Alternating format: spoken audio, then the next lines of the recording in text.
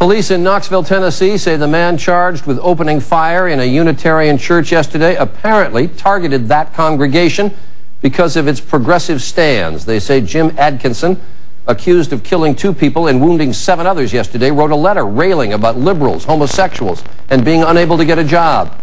Police say Adkisson intended to take a lot of casualties. He had 76 shotgun shells, but fired off only 3 before being subdued by parishioners. The right tells us that terrorist attacks are the products of the radical teaching of Islam, but where does the attacks on normal liberal Americans come from? Could you tell me what vital national interest, Jody, is at stake in Darfur? Nothing. Zilch, zero, nada. No U.S. national interest at stake there. The liberals will use the military as a Meals on Wheels program. They'll send them out to help with tsunami victims. Now, but they can't wait to get us into Darfur. There are 2 reasons. What color is the skin of the people in Darfur? Oh, Jesus Christ. It's black. And who do the Democrats really need to keep voting for them? If they lose a significant percentage of this voting bloc, they're in trouble. Yes. Yes, the black population. Right. So you go into Darfur and you go into South Africa. You get rid of the white government there. You put sanctions on. You stand behind Nelson Mandela, who was bankrolled by communists. No, we just want Jews to be perfected. When you say something absurd like that, there's no. What's absurd? Jews are going to be perfected. I'm going to go. There is a group that's sending letters to our troops in Iraq. People want the facts. The Marines are hungry for the truth. What got them there in Iraq? Why are they risking their lives? And that they should rethink why they're fighting. They ought to take these. Excuse me, folks. I'm going to say this. We ought to find the people who are doing this, take them out, and shoot them. Really. Just find the people who are sending those letters to our troops to demoralize our troops and do what they're doing. You take them out. They are traitors to this country, and shoot them. You have a problem with that? Deal with it.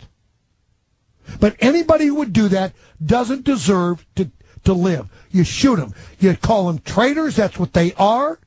And you shoot them dead. I'll pay for the bullet. Oh, and I was going to have a few comments on the other Democratic presidential candidate, John Edwards, but it turns out that you have to go into rehab if you use the word faggot. So I've learned my lesson. If I'm going to say anything about John Edwards in the future, I'll just wish he had been killed in a terrorist assassination plot.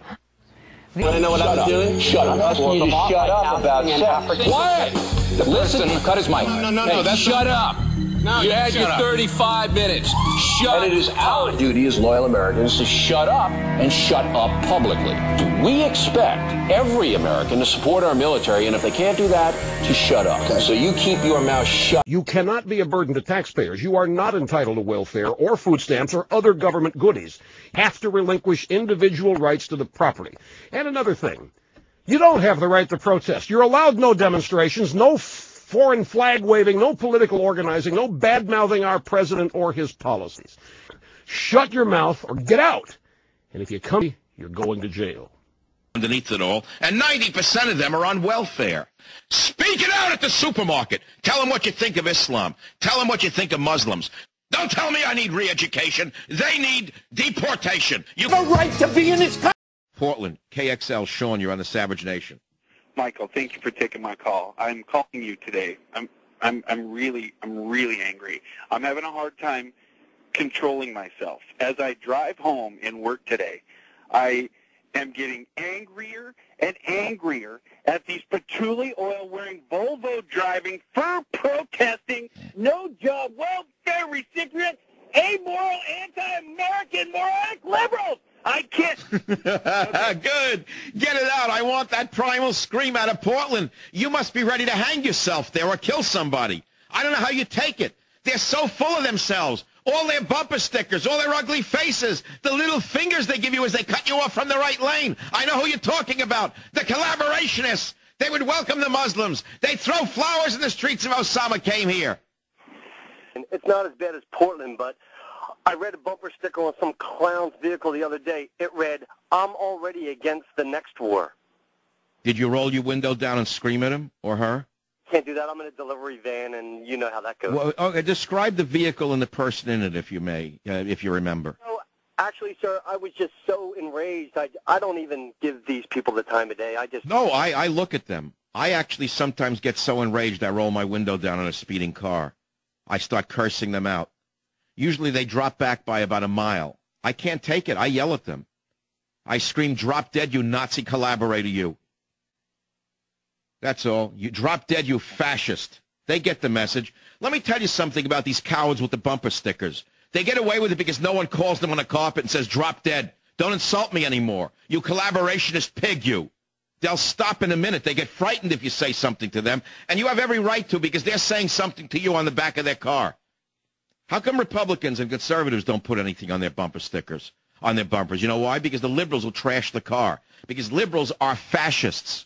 Not only is it a mental disorder, but they're all cowards. They'll do it when you're not looking. They'll scratch your car with a key.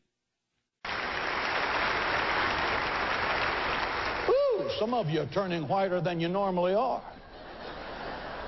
We have polluted the air with profanity and pornography and call it the freedom of expression. Jesus Christ is being presented as a homosexual in the play called Corpus Christi, and tragically enough, with tax dollars. Now we've come to the position where the liberal media is hammering Christians to be inclusive. You need to be inclusive. Inclusive means to be tolerant enough of every sinful conduct to call it an alternative lifestyle. You've just got to be tolerant and embrace all of this nonsense people are believing. Yet the world and the enemy of our soul are making an all-out assault on our religious freedoms, and they're leading the charge with proposed federal hate crimes legislation. This bill has already been passed in the United States House of Representatives. Now it's in the Senate, waiting approval. This deceptive ploy of liberal homosexual agenda. Same-sex marriage, by any name, civil union or otherwise, is the ultimate smash-mouth, in-your-face insult to God Almighty. And you think he's going to let England and America and the rest of this evil world get by with it? God Almighty has not joined fags in holy wedlock. Is it any wonder that violence is a byproduct of the politics of hate? What is most disgusting is that these hate merchants would equate their hate with Christianity. It would seem that they have little idea of what Jesus was really about. The mission of Christ is revealed in the 4th chapter of the Gospel of Luke.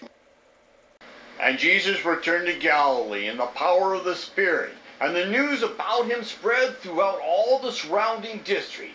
And he began teaching in their synagogues, and was praised by all. And he came to Nazareth, where he had been brought up. And as was his custom, he entered the synagogue on the Sabbath, and stood up to read. And the book of the prophet Isaiah was handed to him. And he opened the book, and found the place where it is written, "The Spirit of the Lord is upon me, because he anointed me to preach the gospel to the poor. He has sent me to proclaim release to the captives, and recovery of sight to the blind, to set free those who are oppressed, to proclaim the favorable year of the Lord." And he closed the book, and gave it back to the attendant, and sat down. And the eyes of all in the synagogue were fixed upon him. Luke chapter 4, verses 14 through 20. It is speculated that the reason all the eyes were fixed upon him was that he did not read the next verse, which read, "To proclaim the day of vengeance of our God." For Jesus did not come to bring vengeance, did not come to bring wrath, did not come to bring hatred to the world. This was not his mission, nor should it be the mission of the church.